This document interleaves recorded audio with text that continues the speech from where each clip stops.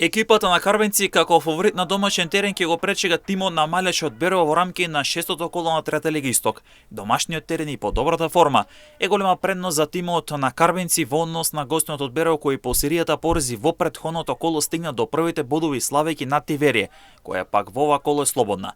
Во Делчево силите ќе ги одмерат брегалници поранешниот вице-шампион на Македонија, екипата на Хоризонт Турно во меч кој ќе биде неизвесен, а домаќинот ќе собеде да го искористи домашниот терен и поддршката од верената публика за да дојде до нов триумф. Турново има квалитетен тим и има одличен старт во новата сезона, па во Делчево оди по 3 бодови и со тоа да го продолжи патот кон баражот за можен влез во втора лига.